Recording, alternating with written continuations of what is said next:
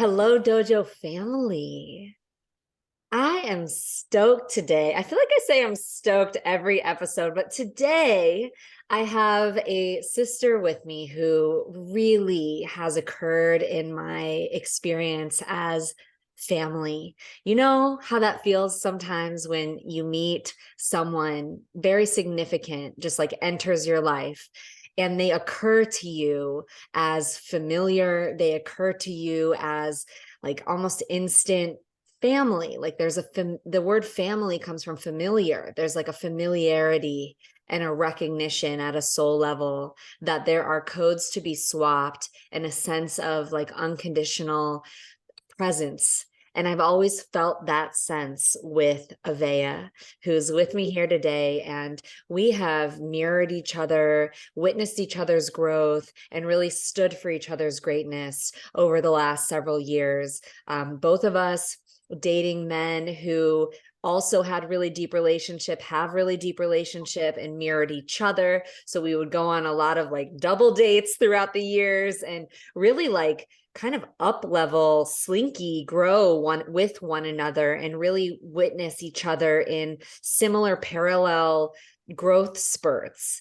And now we've both gone through relationship transitions with those particular partners. And it's kind of like we met in that space of through our partners and then got to support each other through so many waves and so many transitions. And in that process, I've gotten to know Aveyah and what she stands for. And it sounds cliche, but really the word that comes to me is love. I have witnessed this woman stand for and as love through some of the most challenging, wild circumstances that would really kind of fry most people's nervous systems.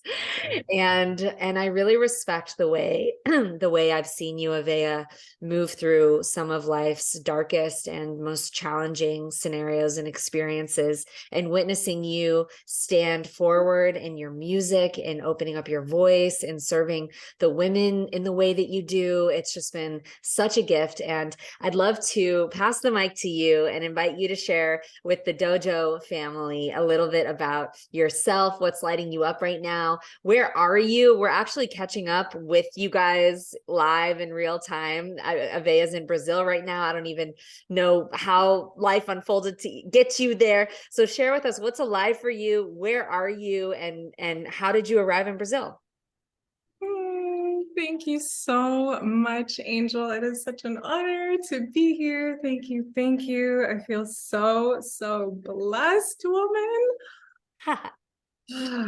Just fully receiving that introduction. Thank you. And yeah, wow, what is present for me in this moment is a whole lot of my spirit.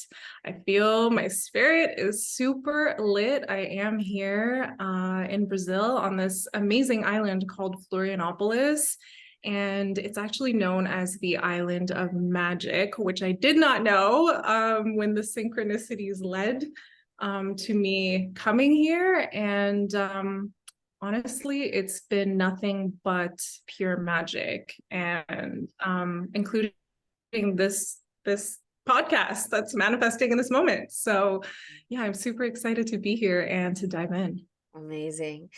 Yes, Mama. Well, let's all just open our hearts to receive the medicine of Brazil, which, if you had to describe kind of the energetics around the land in Brazil, what is it bringing out in you? Oh my goodness.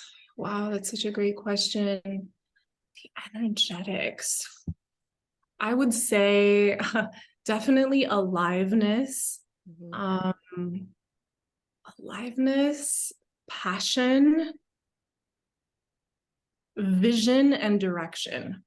Beautiful. A Yeah. very like clear space. It's like it's one that's very supportive.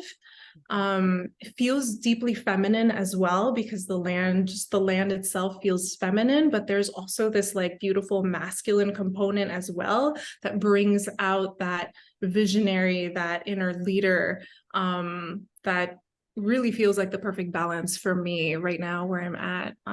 Yeah. Oh, So beautiful. And for all of you listening, it's really powerful to tune into the language of the land that you are operating upon.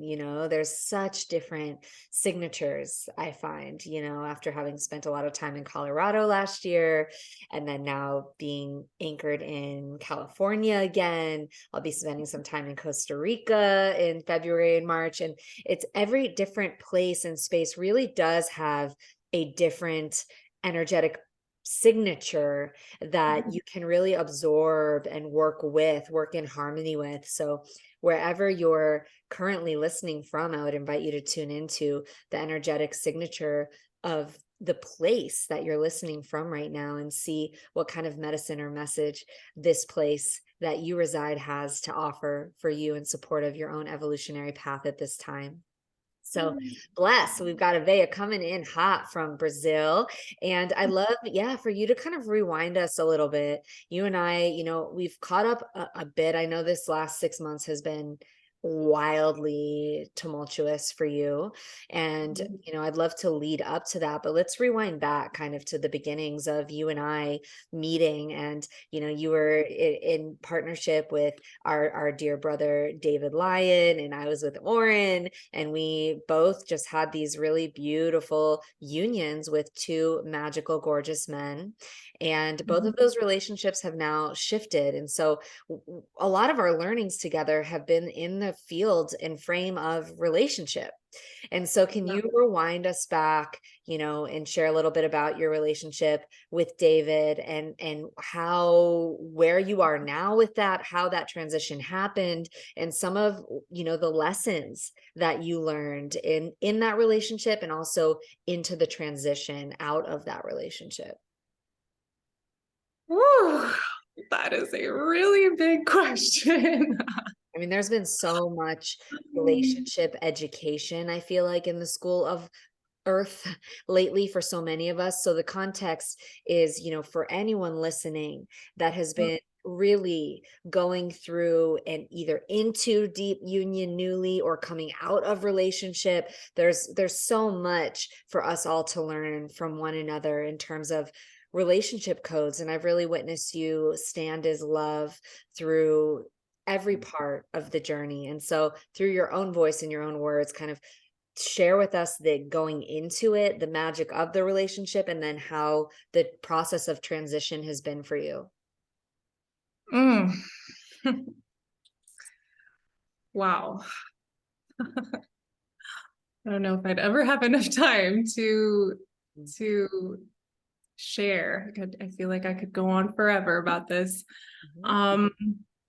Definitely my relationship with Lion has been by far the most significant relationship of my entire life. And right at the point where Lion came back into my life, we actually knew each other from our early 20s. And when we reconnected, it was definitely a catalyst for me. And it was very much part of my whole awakening process, really experiencing what I kind of always felt was true inside of me, like kind of always feeling like, damn it, I feel like there's more to life than just what we learn in school and on TV and from our parents. And he kind of came into my life and really represented all of that. So much magic, so much possibility. And for me, that was a massive, massive awakening. And that was back in 2014. And from that point on, we began many, many years of this incredible friendship, connection, partnership, lovership. I mean, you name it, we went there. And I grew and learned so much with this man, like so much. And I still do, by the way, still do that, not in the past tense. And part of the many iterations of our love was moving in and out of relationship, of partnership, and that took different forms. And boy, has that quite literally been, I want to say, like one of the greatest teachers that has allowed me to be the embodied woman that I am today. Mm-hmm. And I want to say part of that, the ingredients in there is also my own devotion to love, to living life with a truly open heart in the no matter whatness of life. And through the magical times and through the very challenging times in this relationship, I have grown and received myself in ways that I could not have even dreamed of. Yeah. So can you walk us through, the kind of going in and out? Because I know you guys kind of, have gotten back, broken up and gotten back together a few times, which I can imagine is a common experience for many people of kind of ending a relationship and then it's not fully complete and then going into it again. And how did each breakup, like where did you start in the first time that you guys broke up? How was that experience for you? And how did you learn to keep your heart open? Like, what are the codes that helped you navigate and find the courage to go back into it and then end? Like, bring us through a few of those actual experiences of love and loss, and like, how did it look for you in the beginning when you were questioning yourself, and whether you could even, those darkest nights where it's like, can I even get through this? Like, what did those moments look like? And what did you receive that helped you get through some of the hardest, break up times? Mm.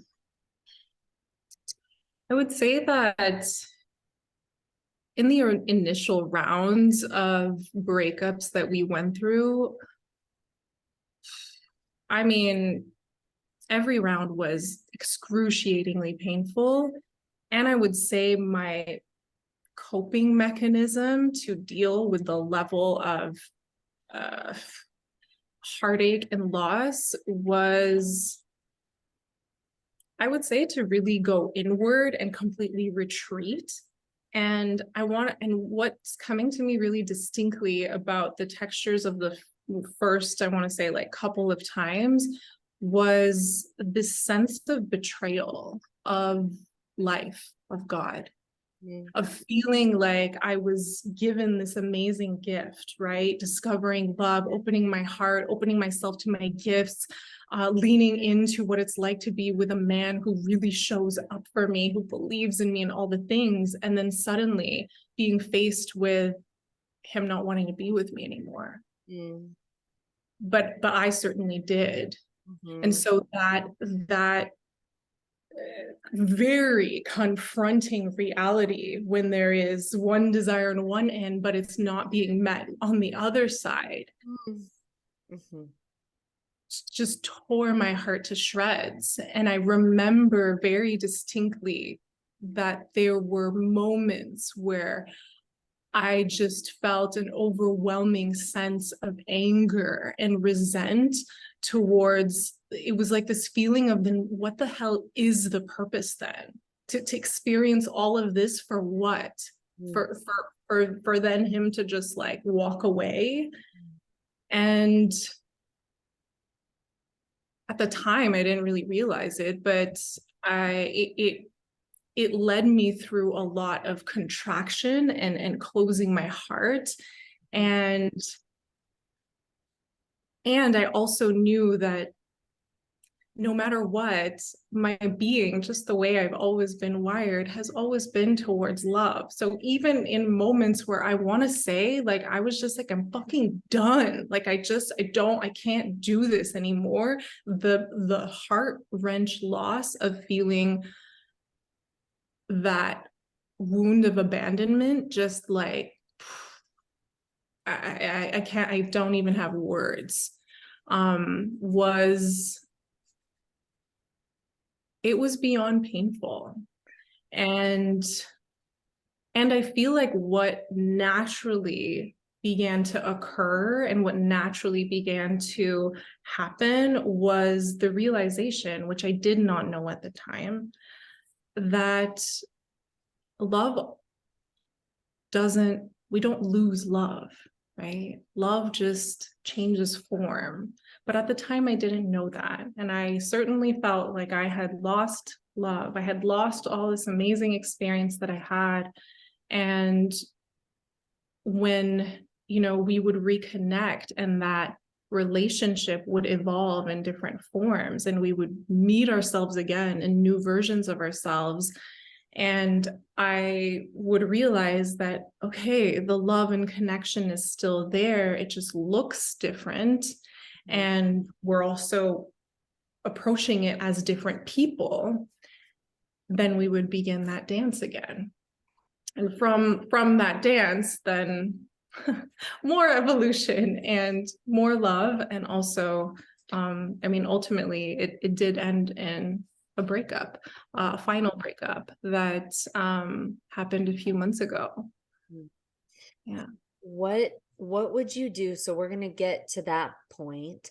And before we do, what would you do for yourself in the moments, in those early stages when your heart would close and the breakup would happen and there was this like resentment for even like God and life, like how could this be happening? And it's almost like the perspective around the why, that like creator seat sort of dissolves entirely and you're just in that deeply contracted pain point, right? Of like sometimes that can manifest as like either totally imploding or like wanting to reach out or be needy. There's like the isolated expression of like, I'm just going to close myself away, or there's the reaching out, the needy expression. And so when you would feel yourself in either one of those closures or grab, which are two examples of, I feel like what can happen in those, like the throes of a breakup, what would you do for yourself? What were the keys that helped you start to find your way home to yourself and create reference points of meeting yourself in a space of neither isolating nor reaching?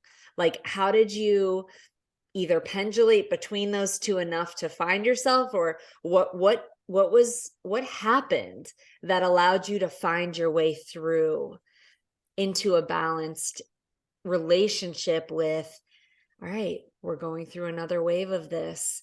And I witnessed you progressively get better actually at the times that you spent apart while also keeping your heart open.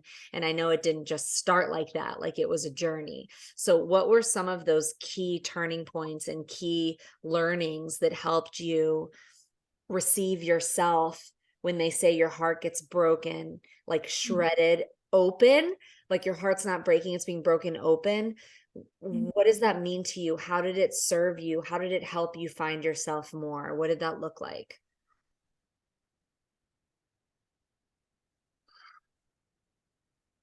For me, the spaces in which I was able to come home to myself amidst a lot of reaching and a lot of going in and hiding underneath a rock were moments where I went from feeling like I was a victim of something to realizing how I had played a part in it. And that for me was huge. And I feel like that's also where the anger, right? The resent towards life, towards God, towards, the spiritual path, towards devoting myself to evolution, that anger, that resent was coming from, because it felt like something was happening to me. I was a victim of this like breakup, of feeling so deeply abandoned. And in the being with myself through the extreme neediness and trying to reach and being with myself in the hiding, there were moments through my own desire to want to see. That is one of the key ingredients here, is having the intention to see deeper. I knew that if I was hurting, that is one thing that I did have an awareness on, is I knew that if I was hurting or if I was perceiving something through pain, that I wasn't fully seeing the truth. I knew that much, even though in the moment, I had no idea what that was. And even though in the moment, it still very much felt like something happened to me and I was the victim. Yes. And so for me, those turning points where I began to be like, oh, hang on, let me come home to what's actually happening here, were moments where I realized what was my part. Yeah. How did I create this for myself? How did I contribute in creating this reality so that I can experience more of myself? And so those moments of what was really empowerment at the time, and to be really honest, I really grew up with deep just programming around blame and projecting. That was very much part of my household growing up. And so that was also part of my natural coping mechanism in like deep amounts of pain. And the liberation point was really in moments where I gained greater self-awareness and I was able to actually see myself in greater transparency and realize where things weren't actually aligned for me as well. Where I was believing that I this was everything I wanted, that I wanted this relationship, but somehow it didn't want me. And yet when I actually allowed myself to really be with that, the deeper part of me, I was actually realizing that that wasn't entirely the truth. That the part of me that was holding on, that was seeking, that was attached, was the little girl in me who experienced a lot of abandonment in her life and who was really hoping that this man could be the one for her. And it's really through that empowerment of shifting from victimhood to self-awareness and then empowerment, and like, whoa, hang on, there's a mirror here and I can actually do something about this. I can choose differently so that my reality becomes a different one as well. And it was from those places that I began to dig my way out of the loss and grief, and it comes in pieces, you know. It's like you get a little piece here, you get a little piece there, but when you get it, allowing ourselves to really receive it is everything. And when the next piece is meant to come in, and there is a trust in the timing of things, especially in breakups, especially in transitions. That's part of the evolution, right? Is like we just like we want to feel better, we want to feel liberated, we want to feel empowered, but part of it is expanding our capacity to be with ourselves in the hardest moments. For as long as it takes.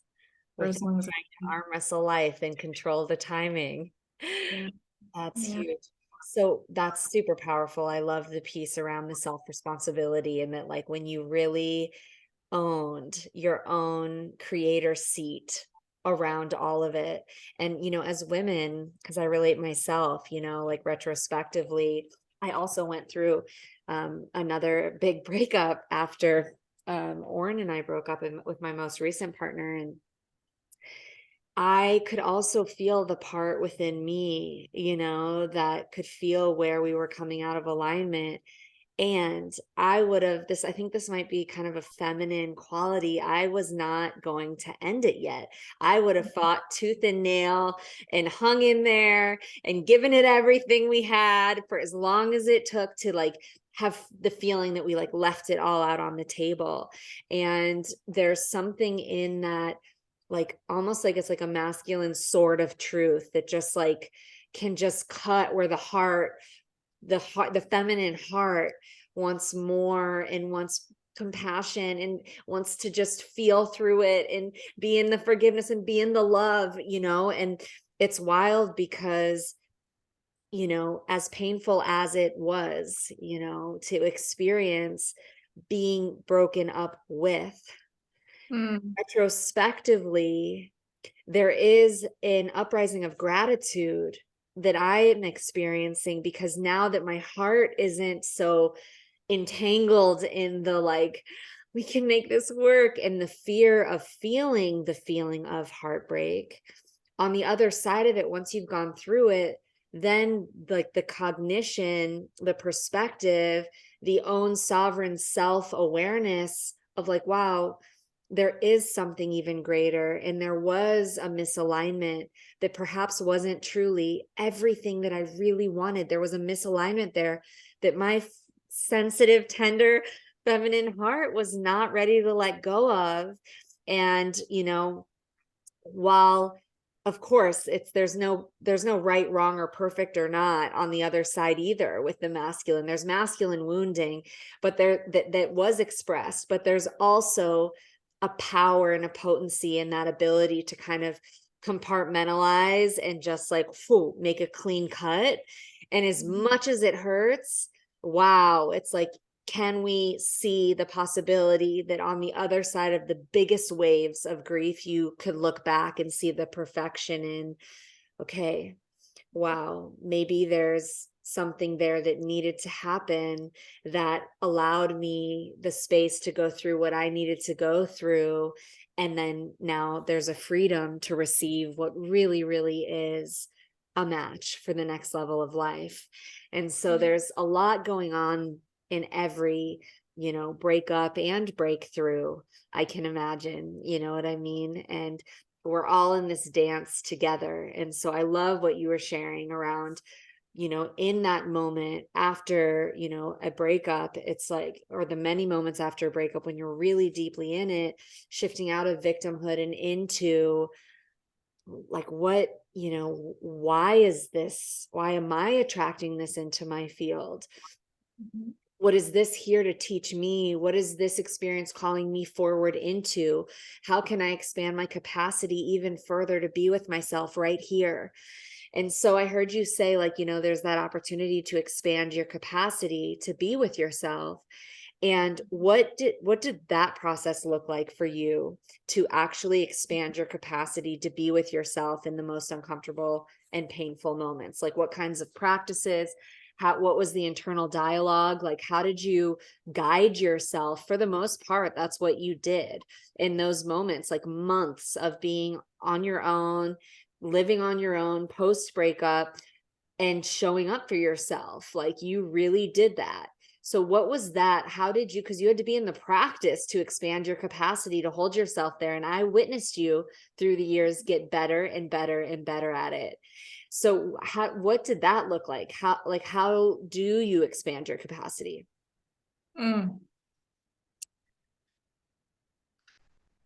It's interesting because that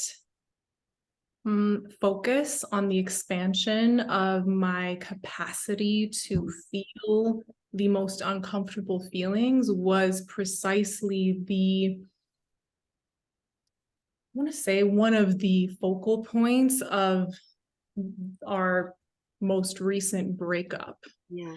And it's interesting how that specifically what you're speaking to unfolded for me, where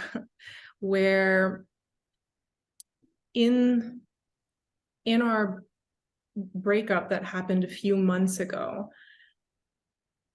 I had gone there many times. I'd been through that rodeo, and yet the level of intensity that time around felt far beyond any of the other times. There was a quality to the separation, to the feeling of separation that was like unlike any thing I felt before. Mhm.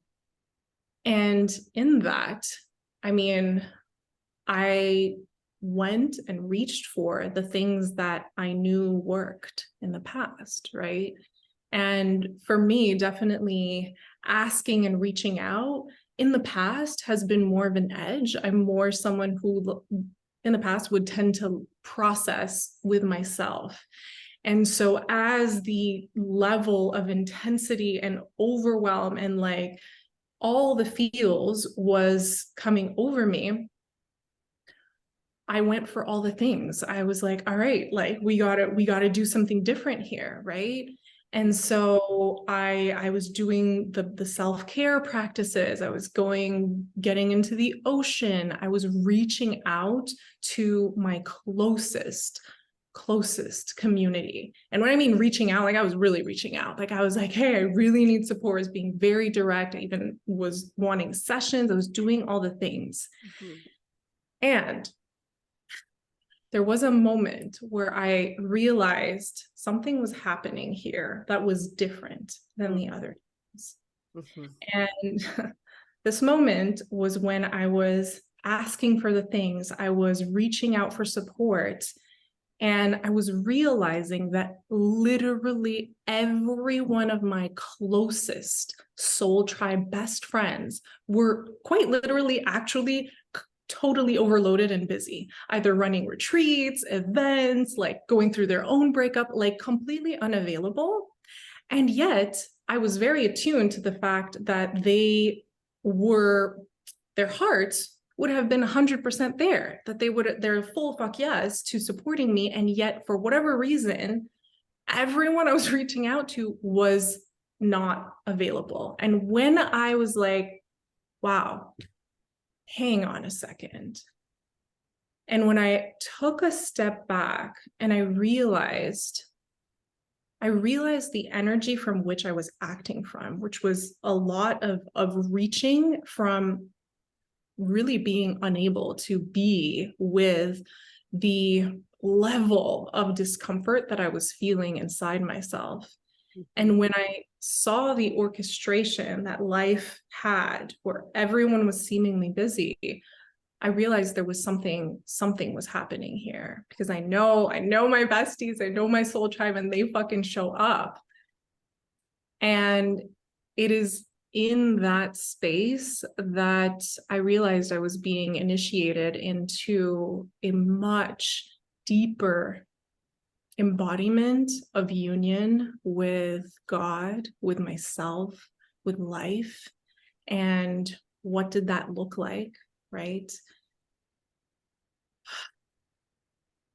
For me, it was first realizing that my toolkit of reaching for different things was coming from a place within me that did not know how to be with myself in this state of being.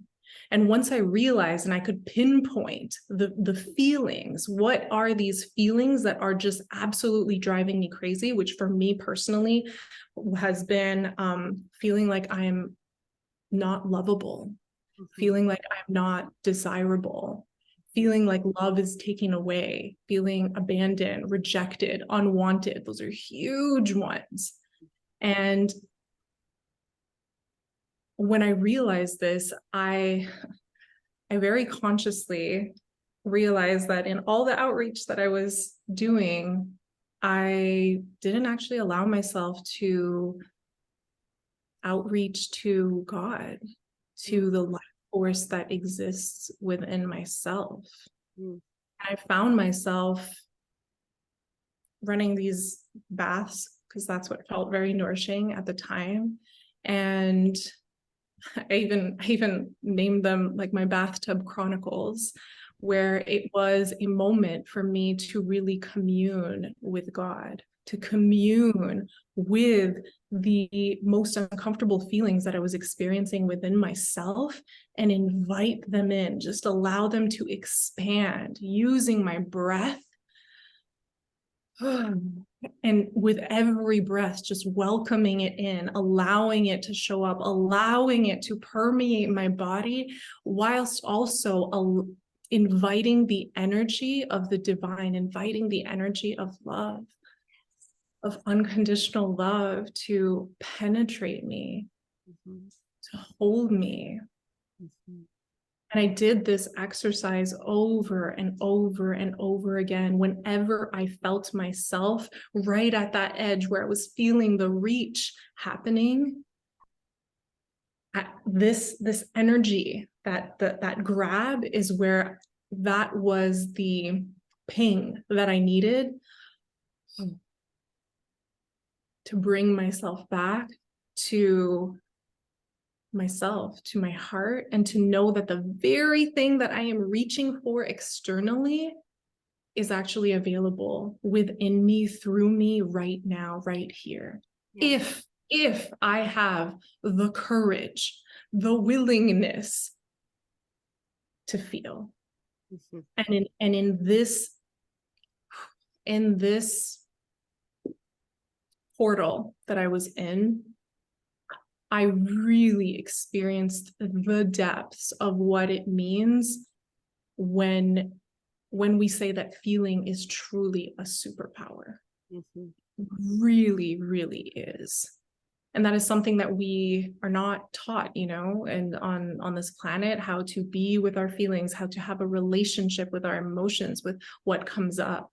And while I had cultivated a really beautiful relationship with myself, my feelings, my emotions, this was on a whole other level. And I really felt myself in the dojo of what it meant to expand my capacity to feel into my deepest wounds. Yeah. Wow. That was such a powerful transmission. I just feel like I was in the bathtub chronicles with you. And yeah, that's really an incredible, invitation as well. If you're going through something big, challenging, and you can feel that you're in an expansion dojo, really creating a container for yourself that's intentional, like you did with the bathtub chronicles, right? Like, I know this next hour, I'm going to run a bath. I'm going to ritualize that bath. I'm setting the intention to be with myself fully, to commune with myself, to allow myself to fully feel what I need to, like as if you're in the dojo, you're in the container. Like when you go to the dojo, for me, growing up training for the Olympics in Taekwondo, the dojo is the space you would go to train, to get stronger. This is like the bathtub dojo of feeling, where you go in and you're like, I'm just going to feel what is here and allow it to rush through me and not try to change it, not need for it to be different. And that is the practice of expanding your nervous system capacity to be able to capacitate the emotional energy that's flowing through you without escaping into the mind, without escaping into doing or action or control or strategy to try to make it different. And that takes a lot of fucking courage. And I love what you said, that you would pendulate between the feeling, allowing it to move through, and then communing with the divine, calling in love and your own higher self and spirit, and bringing spirit in, and having that type of container for yourself while you're moving through something really big builds a relationship of deep trust between you and you. And so I just so respect the way that I've witnessed you navigate this relationship journey, and how much I've witnessed the catalyst expand you into more love and more love and more love every single time. And now I'd love to kind of turn the corner into the most recent chapter of your experience. And it feels like you're rocking it in Brazil right now. And so this is like the runway in, which I know has been kind of gnarly this last 6 months. And, the leading into the breakup, you guys are hearing Aveyah and I catch up in real time around a lot of these pieces. And I just want to say thank you, Aveyah, for bringing your vulnerability and your transparency and your heart and your sharing here to the podcast, and trusting me and all of us, that are attracted into the dojo field, to hold you in your heart and your journey as well, because we're learning and relating from our own points of reference. Anyone listening, from your own point of reference, really receiving, like, 3 months or a few months after a breakup is still pretty recent, like a big completion. And I really hear you that this last wave of it has been like the most intense and the biggest. And I know for myself, after my most recent breakup, which now is about 7 months ago, it's been a good while. It took me a few months before I was ready to share more deeply and like from an integrated place. So thank you. And also just inviting and honoring from anyone listening of how vulnerable it is to share, your journey while the heart is still in the process of recovering and transitioning out of a really significant partnership where there has been and continues to be so much love.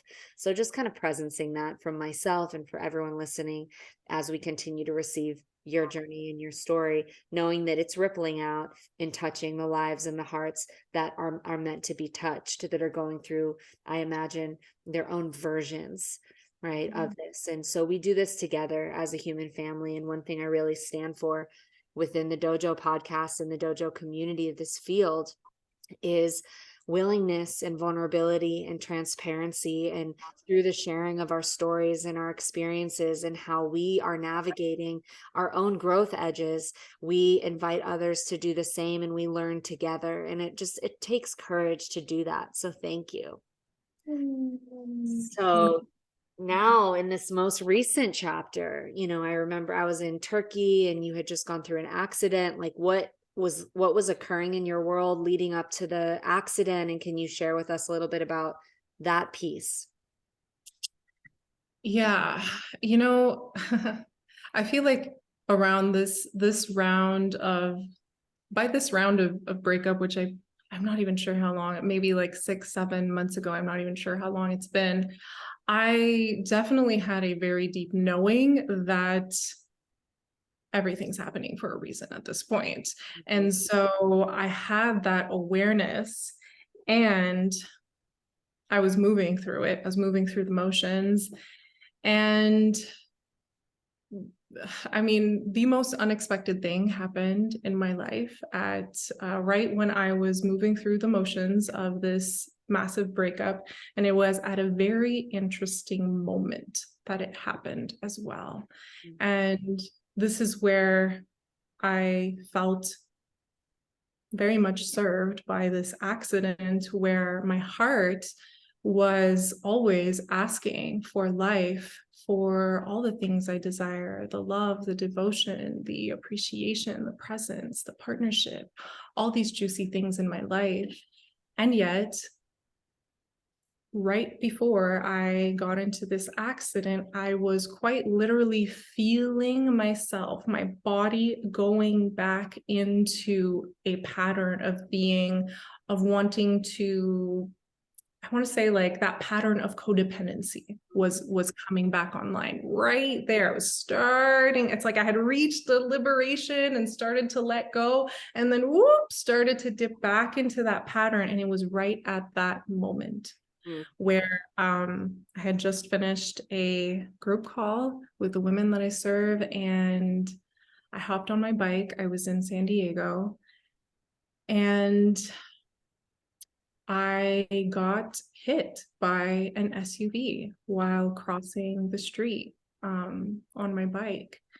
And it was by far the biggest blow that my physical body had ever taken to date. And it was a significant impact when I wasn't wearing a helmet, and when the SUV hit me, I hit the ground and I went completely unconscious. So my head hit the ground so hard. And the best way I can describe it is kind of the feeling you would get if you were to wake up in a dream and have no idea what is happening. That was what I experienced when I started to open my eyes and come to, and literally had no idea what was happening, where I was. It felt like I was waking up in a dream, panicked. And I remember the paramedic, as he was seeing me slowly waking up opening my eyes, he started asking me questions, right? He was like, do you know where you are? What year is it? Like asking all these questions. And I had no idea. I had no idea where I was, what country I was in. When he asked me what year it was, I think I said 2012, and he said, try again. I said 2010. I had no idea.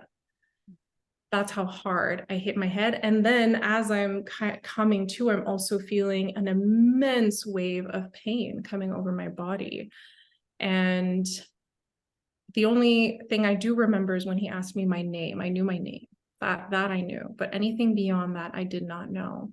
And this accident really threw me into a whirlwind of going from focusing on like this heartache and this breakup and potentially maybe getting back together, to now forcing me to really focus on myself, to focus on my body, my well-being, on my recovery.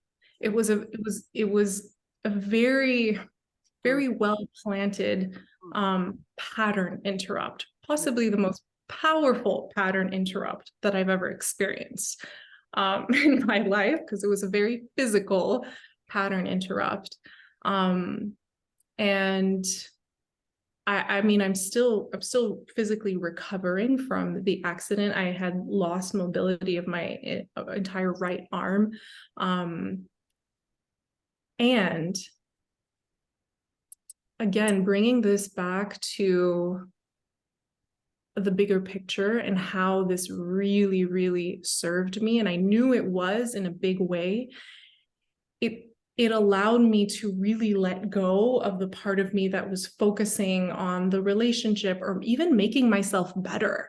Like that can be also a trap that we get into when we're so devoted to our evolution, is like growth and expansion and all the things. And all of a sudden I had to slow down. And it's in the slowing down that then the Bathtub Chronicles came into place. It was during my recovery of my accident. And during these Bathtub Chronicles of communing with the divine, communing with my heart, is when I really, really dropped in to a part of my truth, of my knowing that I want to say I hadn't let myself feel all these years. And it was a level of my desire as this deeper woman in me that was coming alive, that was like, hold on a second. Yes. Like, pause. Yes. Like, what is it that this woman wants? Yes. What does she want? How does she want to be loved? How does she want to be ravished, appreciated? What type of presence, what is the quality of presence does this woman who's in body, what does she want to receive in life? And it was in the receiving of this deeper truth that was coming online through caring for my physical body, for my concussion as I was healing, all the things, that I was coming into this greater realization that the thing that I was once chasing and thinking that I wanted was so not at all what the deeper woman in me was craving all along. Yes. And that was a liberation beyond measure. And I mean, I'm saying this in a very like summarized way. It happened incrementally, but in every increment, in every piece that I received, and it was almost like this like deep, like, whoa, like really coming out of that haze of like wanting to be wanted, going from wanting to be wanted to wanting what I want. Yes. Yes. Yes. Yes. Yes. desiring what I desire independently of whatever is available, allowing myself to receive the fullness of my greatest desires. Yeah. In love, in fulfillment, in joy, in experiencing myself in pleasure. And that is where I was really feeling into, the degree to which I am receiving the fullness of my desires. The fullness of who I am is the degree to which I am receiving the fullness of life, the fullness of joy, of happiness that is available. And so whatever desires, whatever dreams, whatever states of being that I'm not allowing myself to receive within myself is quite literally reflecting to me on the outside. And when that started to come in to my body, quite literally, there were massive letting goes, massive deaths that were happening. And I felt this program that had been in me, this codependent, very attached, anxious, attached version of myself, quite literally expire through the depth at which I was willing to receive myself, even if it meant letting go of the thing that I had wanted the most. Mm-hmm. Yeah, I feel you. Wow. Yeah, just yes. I felt you so deep during that expression. I feel like the tigress and your woman in her full permission and full expression. And this speaks to what a gift the whole journey has been, even when it didn't feel like it, right? Like the experience of like life acting through any partner we have in the completion of a relationship as a catalyst that we didn't know we needed. And when the fruits of that catalyst come through in the way that you're describing, I just recognize myself so much in so much of what you just said. I know that moment for myself too, where I'm like, wait a hot second. Oh God. Oh. God. Like, wow, when the clouds of the codependent ideas that of attachment and need, everything that we thought we wanted while in the throes of the chemistry of the relationship and in the throes of the pain of the heartbreak. And as we move through it and allow ourselves to fully feel that and regain our power and expand our capacity to be with ourselves, the one who is doing the feeling, there's an opening for a reclamation, which is like, wow, there's been this twisted lens, this misperception that I need from him validation, affirmation, pursuing, like all of that stuff. And it's like, wait a second, I don't need that to come from a source, an empty well. Like, how many times are you going to go to the empty well till eventually you're like, wait, I don't want to be at this well, And I've got all the juice and I've had it all along. And actually, the juice that's right here is so well resourced now, thanks to this breakup, because I was forced to resource myself and open up the floodgates, the damming that had been, that allowed it, the source of the wellspring of our own love to dry up, because we buy into these misinterpretations when we're younger that the source of love comes from the paternal figure or the maternal figure or that external source of safety, understandably so, innocently so. And we learn that if it seems, we attract circumstances that seem to reflect it going away or being abandoned or that source of love drying up. And that's the initiatory invitation to reclaim our empowerment and learn how to resource ourselves. And it's from that place that we can actually access how incredible and magical and magnetic the force of the Shakti that we're bringing in, our unique expression of it, really is. And there's an inherent deservedness that comes from that place. There's an inherent self-awareness of worth that does not come from an egoic kind of like, you know, I deserve it, snap, snap, snap. Like it comes from like that's kind of like a wounded feminine sort of like, ain't no man, like nobody's going to do that to me. Like I deserve better than that. Like this kind of like sassy sort of reactive, you know, I deserve more from an energy of fight or reactivity is so different than what we're talking about here.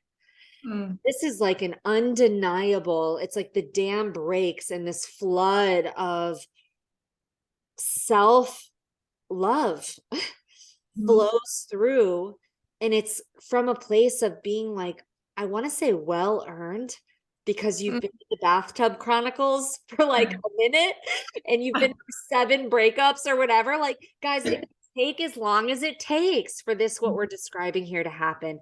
And I just so recognize the place you were speaking from, where you were like, wow, I realized it's not making anything bad, anything that has been, or the relationship that was wrong. It's just, oh, I never gave myself permission to actually receive what it is that I fully desire, because that would mean I would have to see through the contrast that this relationship that I have here is not that.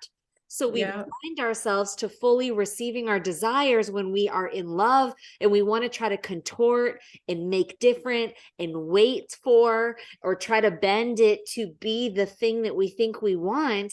And that's where we get our hearts broken again and again and again, until we find this resource, the source of love that we are. And when we're full of ourselves in that way, in the highest sense of the word, you become full of your highest self, capital S self. It's like you are flushed with your own desire.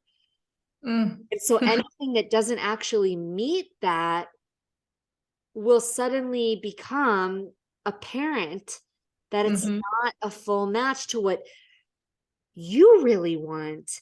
And there's such a liberation as a woman in the receivership, in the ability to actually receive without force, without fight, but just receive, let it land, what it is that you actually desire, what it is that you actually want. That's a powerful place to arrive. So bless this initiation, bless this multi-year initiatory path that led you to Brazil, that led you to the seat that you're in now, in this luscious, activated space, to bring us right back to the beginning of the way you described how Brazil is speaking to you.